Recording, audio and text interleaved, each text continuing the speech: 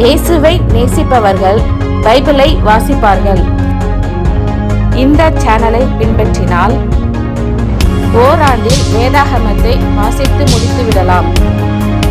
Follow பண்ணுங்க, subscribe பண்ணுங்க. எரேமியா 45 அதிகாரம். யோசியாவின் குமாரனாகிய யோயாக்கீம் என்னும் யூதா ராஜாவின் 4 வருஷத்திலே நேரியாவின் குமாரனாகிய பாரூக் இந்த வசனங்களை எரேமியாவின் வாய் சொல்ல ஒரு புஸ்தகத்தில் எழுதுகையில், எரேமியா தீர்க்கதரிசி அவனிடத்தில் பேசி, பாரூக்கே, உன்னை குறித்து இஸ்ரவேலின் தேவனாகிய கர்த்தர் சொல்லுகிறது என்னவென்றால், நீ இப்பொழுது எனக்கு ஐயோ, கர்த்தர் என் நோவை சஞ்சலத்தால் வர்த்திக்க பண்ணினார், என் தவிப்பினால் இளைத்தேன், இளைப்பாறுதலை காணாதே போனேன் என்று சொன்னாய் என்கிறார். இதோ, நான் கட்டினதையே நான் இடிக்கிறேன், நான் நாட்டினதையே நான் பிடுங்குகிறேன். இந்த முழு தேசத்துக்கும் இப்படியே நடக்கும். நீ உனக்கு பெரிய காரியங்களை தேடுகிறாயோ? தேடாதே. இதோ, மாம்சமான யாவர் மேலும் தீங்கை வரப்பண்ணுகிறேன் என்று கர்த்தர் சொல்லுகிறார். ஆனாலும் நீ போகும் சகல ஸ்தலங்களிலும் உன் பிராணனை உனக்கு கிடைக்கும் கொள்ளை பொருளாக தருகிறேன் என்று கர்த்தர் சொல்லுகிறார் என்று அவனுடனே சொல் என்றார். எரேமியா 46 அதிகாரம்.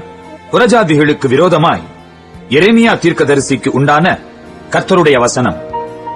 எகிப்தை குறித்தும் ஐப்ராத்து நதி அண்டையில் கர்கேமிசிலே இருந்ததும் பாபிலோன் ராஜாவாகிய நேபுகாத் நேச்சார் யோசியாவின் குமாரனாகிய யோயாக்கீம் என்னும் யூதா ராஜாவின் 4 வருஷத்திலே முறியடித்ததுமான பார்வோன் நேகோ என்னப்பட்ட எகிப்து ராஜாவின் இராணுவத்தை குறித்தும் அவர் சொல்லுகிறது என்னவென்றால், கேடகங்களையும் பரிசைகளையும் ஆயத்தம் பண்ணி யுத்தத்துக்கு வாருங்கள்.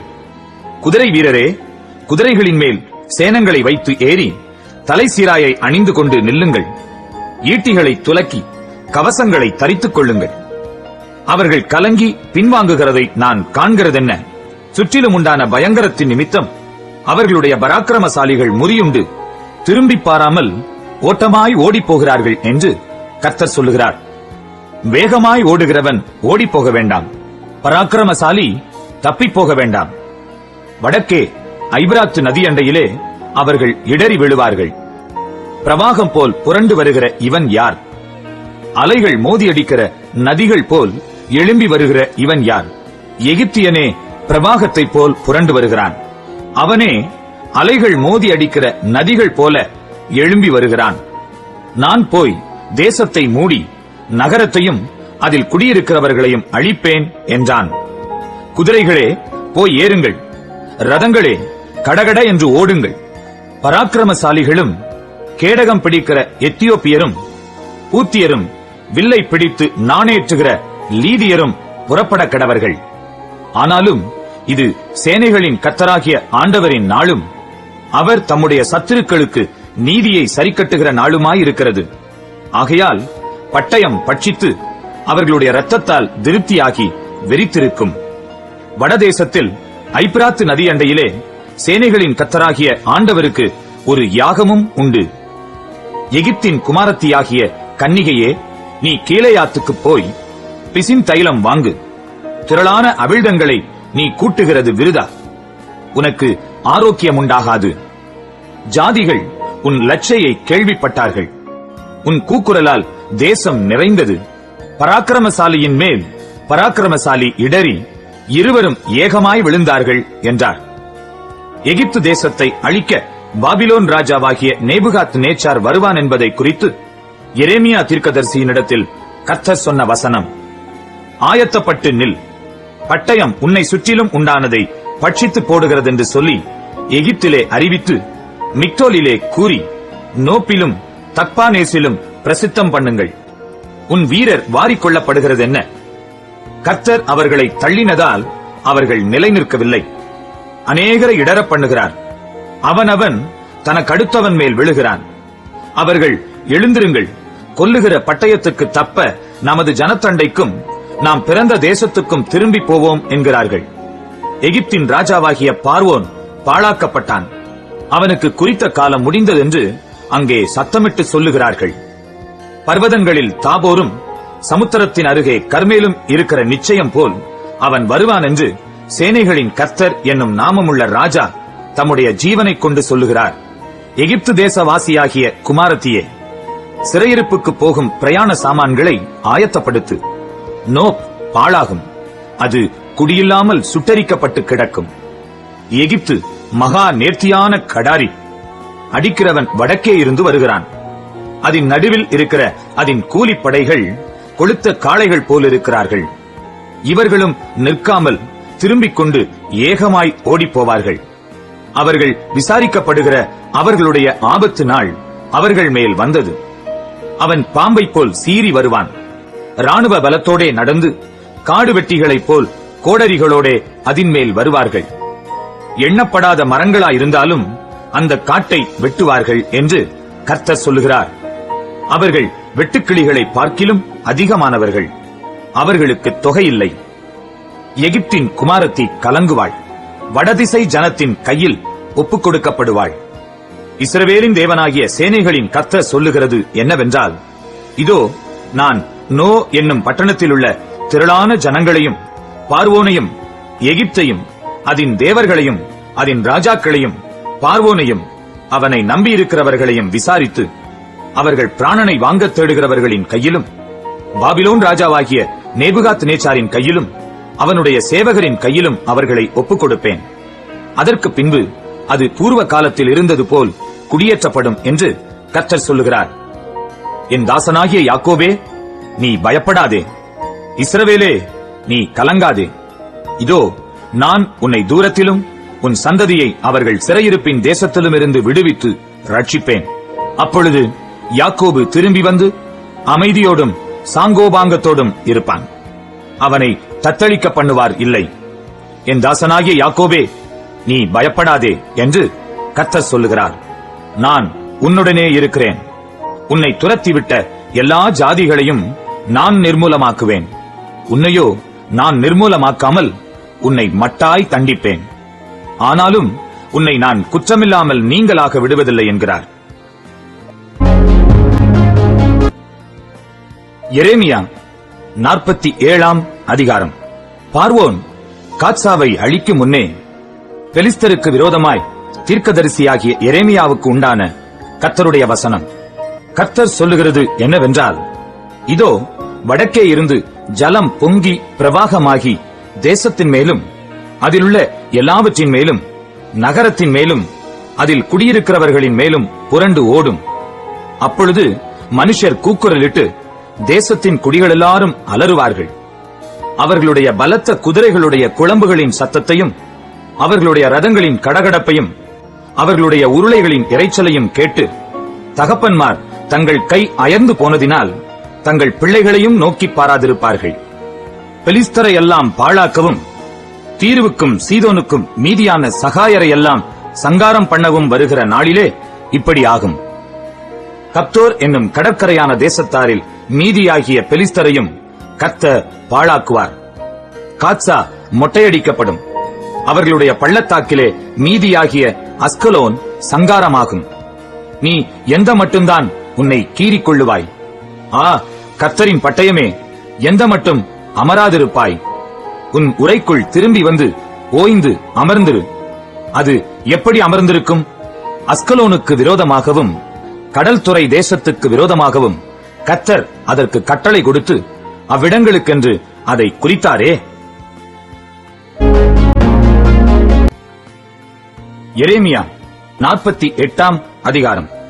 மோவாபை குறித்து இஸ்ரவேலின் தேவனாகிய சேனைகளின் கர்த்தர் சொல்லுகிறது என்னவென்றால், ஐயோ, நேபோ பாழாக்கப்பட்டது. கீரியாத் தாயின் வெட்கப்பட்டு பிடிக்கப்பட்டு போயிற்று. மிஸ்காப் வெட்கப்பட்டு கலங்கி போயிற்று. எஸ்போனை குறித்து மோவாப்புக்கு இருந்த பெத்தரிக்கம் இனி இராது. அது ஒரு ஜாதியாயிராதபடிக்கு அதை நிர்மூலமாக்குவேன், வாருங்கள் என்று அதற்கு விரோதமாக பொல்லாப்பை நினைத்திருக்கிறார்கள். மத்மேனே, நீயும் சங்காரமாவாய். பட்டயம் உன்னை தொடரும். பாழ்கடிப்பினாலும் பெரிய நொறுக்குதலினாலும் உண்டாகிற கூப்பிடுதலின் சத்தம் ஒரோனாயிமிலிருந்து கேட்கப்படும். மோவாப் நொறுங்குண்டது. அதிலுள்ள சிறுவர்கள் கூப்பிடும் சத்தம் கேட்கப்படுகிறது. லூகித்துக்கு ஏறி போகிற வழியிலே அழுகையின் மேல் அழுகை எழும்பும். உரோநாயிமுக்கு இறங்கி போகிற வழியிலே நொறுக்குதல் செய்கிறதினால் உண்டாகிய கூக்குரலை சத்துருக்கள் கேட்கிறார்கள். உங்கள் பிராணன் தப்ப ஓடிப்போங்கள். வனாந்தரத்திலுள்ள கரளையாய்ப் போன செடியைப் போலிருப்பீர்கள். நீ உன் சம்பத்தையும் உன் பொக்கிஷங்களையும் நம்புகிறபடியினாலே நீயும் பிடிக்கப்படுவாய். அப்பொழுது கேமோஷ் சிறையாக்கப்பட்டு போம். அதன் ஆசாரியரும் பிரபுக்களும் ஏகமாய் சிறைப்பட்டு போவார்கள். பாழாக்குகிறவன் எல்லா பட்டணங்களின் மேலும் வருவான். ஒரு பட்டணமும் தப்பிப் போவதில்லை. பள்ளத்தாக்குகளும் கெட்டுப்போகும். சமனான பூமியும் அழிக்கப்படும் என்று கர்த்தர் சொன்னார். மோவாபுக்கு செட்டைகளை கொடுங்கள், அது பறந்து போகட்டும். அதன் பட்டணங்கள் குடிகளில்லாமல் பாழாய் போகும். கர்த்தருடைய வேலையை அசதியாய் செய்கிறவன் சபிக்கப்பட்டவன். ரத்தம் சிந்தாதபடிக்கு தன் பட்டயத்தை அடக்கிக் கொள்ளுகிறவன் சபிக்கப்பட்டவன். மோவாப் தன் சிறுவயது முதல் சுகமாய் வாழ்ந்தது. அது ஒரு பாத்திரத்திலிருந்து மறு பாத்திரத்தில் வார்க்கப்படாமலும் அதன் வண்டல்களின் மேல் அசையாமலும் இருந்தது. அது சிறையிருப்புக்கு போனதில்லை. ஆதலால் அதன் ருசி அதில் நிலைத்திருந்தது. அதன் வாசனை வேறுபடவில்லை. ஆகையால் இதோ நாட்கள் வரும் என்று கர்த்தர் சொல்லுகிறார். அப்பொழுது கவிழ்த்து போடுகிறவர்களை அதற்கு அனுப்புவேன். அவர்கள் அதை கவிழ்த்து அதன் பாத்திரங்களை வெறுமையாக்கி அதன் ஜாடிகளை உடைத்து போடுவார்கள். அப்பொழுது இஸ்ரவேல் சந்ததி தங்கள் நம்பிக்கையான பெத்தேலாலே வெட்கப்பட்டது போல மோவாப் கேமோஷாலே வெட்கப்படும். நாங்கள் பராக்கிரமசாலிகள் என்றும் நாங்கள் யுத்த சன்னத்தர் என்றும் நீங்கள் சொல்லுகிறதென்ன? மோவாப் அழிந்தது, அதன் பட்டணங்கள் எரிந்து போயின. அதன் திறமையுள்ள வாலிபர் கொலைக்களத்துக்கு இறங்குகிறார்கள் என்று சேனைகளின் கர்த்தர் என்னும் நாமமுள்ள ராஜா சொல்லுகிறார். மோவாபின் ஆபத்து வர சமீபமாயிருக்கிறது. அதன் தீங்கு மிகவும் தீவிரித்து வருகிறது. அதன் சுற்றுப்புறத்தாரும் அதன் பேரை அறிந்தவர்களுமாகிய நீங்கள் எல்லாரும் அதற்காக அங்கலாய்த்துக் கொள்ளுங்கள். பலனான தடியும் அலங்காரமான கோலும் எப்படி உடைந்ததென்று சொல்லுங்கள். தீபோன் பட்டணவாசியான குமாரத்தியே, நீ உன் மகிமையை விட்டு இறங்கி தாகத்தோடே உட்கார்ந்திரு. மோவாபை பாழாக்குகிறவன் உனக்கு விரோதமாய் வந்து உன் அரண்களை அழித்துப் போடுவான். ஆரோவேரில் குடியிருக்கிறவளே, நீ வழியிலே நின்று பார்த்துக் கொண்டிரு. நடந்ததென்னவென்று ஓடி வருகிறவனையும் தப்பி வருகிறவனையும் கேள். மோவாப் முறியடிக்கப்பட்டபடியினால் கலங்கி போயிற்று. அலறி கூப்பிடுங்கள். மோவாப் பாழாக்கப்பட்டதென்று அர்னோனில் அறிவியுங்கள். சமனான பூமியாகிய ஓலோனின் மேலும் யாத்சாவின் மேலும் மேற்காத்தின் மேலும் தீபோனின் மேலும் நேபோவின் மேலும் பெத்திலா தாயீமின் மேலும் கீரியா தாயீமின் மேலும் பேத்கமூலின் மேலும் பெத்மேயோனின் மேலும் கீரியோத்தின் மேலும் போஸ்ராவின் மேலும் மோவாப் தேசத்திலே தூரத்திலும் சமீபத்திலும் இருக்கிற எல்லா பட்டணங்களின் மேலும் நியாயத்தீர்ப்பு வரும். மோவாபின் கொம்பு வெட்டுண்டது, அவன் புயம் முறிக்கப்பட்டது என்று கர்த்தர் சொல்லுகிறார். அவனை வெறிகொள்ளச் செய்யுங்கள். கர்த்தருக்கு விரோதமாய் பெருமை பாராட்டினான். மோவாப் தான் வாந்தி பண்ணி அதிலே புரளுவான். அவன் பரியாசத்துக்கிடமாவான். இஸ்ரவேல் உனக்கு பரியாசமாயிருந்தான் அல்லவோ? அவன் திருடருக்குள் கண்டுபிடிக்கப்பட்டானோ? நீ அவனை குறித்து பேசுகிற போதெல்லாம் தலையை துலுக்குகிறாயே. மோவாப் தேசத்தின் குடிகளே, நீங்கள் பட்டணங்களை விட்டுப் போய் கன்மலையில் தங்கி குகையின் வாய் ஓரங்களில் கூடு கட்டுகிற புறாவுக்கு ஒப்பாயிருங்கள். அவன் மெத்த பெருமைக்காரன்.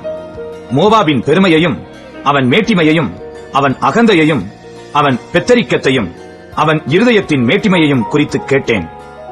அவன் மூர்க்கத்தை நான் அறிவேன் என்று கர்த்தர் சொல்லுகிறார்.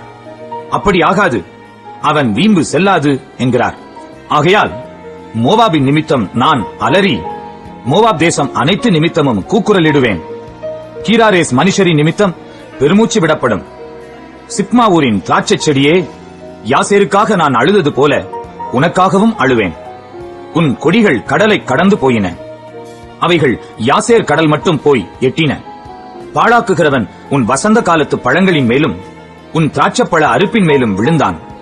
பயிர்வெளியிலும் மோவாப் தேசத்திலுமிருந்து சந்தோஷமும் களிப்பும் நீங்கி போயிற்று. திராட்சரசம் ஆலைகளிலிருந்து பொழிகிறதை ஓயப் பண்ணினேன். ஆலையை மிதிக்கிறவர்களின் பாடல் இல்லை. அது ஆரவாரமே அல்லாமல் ஆலை மிதிக்கும் பாடல் அல்ல. எஸ்போன் துவக்கி எலையாலே மட்டும் யாகாஸ் வரைக்கும் உண்டாகும் கூக்குரலின் நிமித்தம் அவர்கள் 3 வயது கடாரியைப் போல் சோவார் துவக்கி ஒரோனாயின் மட்டும் சத்தமிடுவார்கள். நிம்ரீமின் ஜலங்களும் வற்றிப்போகும். மோவாப் தேசத்து மேடைகளில் பலியிடுகிறவனையும் தன் தேவர்களுக்கு தூபங்காட்டுகிறவனையும் ஓய பண்ணுவேன் என்று கர்த்தர் சொல்லுகிறார். ஆகையால் மோவாபின் நிமித்தம் என் இருதயம் நாகசுரம் போல் துயரமாய் துணிக்கும். கீராரேஸ் மனுஷரின் நிமித்தமும் என் இருதயம் நாகசுரம் போல் துயரமாய் துணிக்கும். அவர்கள் சம்பாதித்த ஐஸ்வர்யம் அழிந்து போகிறபடியினால் அப்படி துணிக்கும்.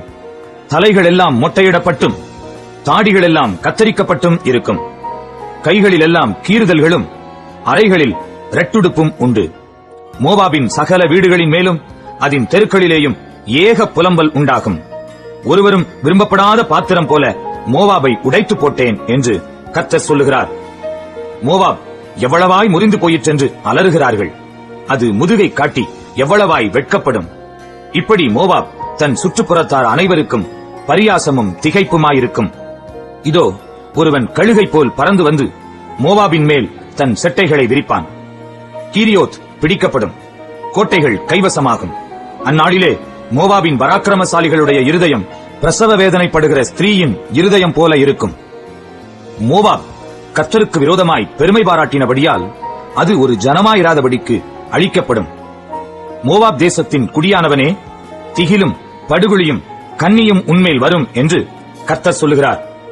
திகிலுக்கு விலக ஓடுகிறவன் படுகுழியிலே விழுவான்.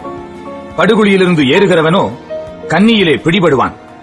அவர்கள் விசாரிக்கப்படும் வருஷத்தை அதின்மேல், அதாவது மோவாபின் மேல் வரப்பண்ணுவேன் என்று கர்த்தர் சொல்லுகிறார். வல்லடிக்கு தப்ப ஓடிப்போகிறவர்கள் எஸ்போனின் நிழலில் தரித்து நின்றார்கள். ஆனாலும் நெருப்பு எஸ்போனிலும் அக்கினி ஜுவாலை சீகோன் நடுவிலும் இருந்து புறப்பட்டு மோவாப் தேசத்தின் எல்லைகளையும் கலகம் செய்கிறவர்களின் உச்சன் தலையையும் பட்சிக்கும். மோவாபே, உனக்கு ஐயோ! கேமோஷ் விக்கிரகத்தை அடுத்த ஜனம் அழியும். உன் குமாரரும் சிறைப்பிடிக்கப்படுகிறார்கள். உன் குமாரத்திகளும் சிறைப்பிடிக்கப்பட்டு போகிறார்கள். ஆனாலும் கடைசி நாட்களில் மோவாபின் சிறையிருப்பை திருப்புவேன் என்று கர்த்தர் சொல்லுகிறார். மோவாபின் மேல் வரும் நியாய தீர்ப்பின் செய்தி இத்தோடே முடிந்தது.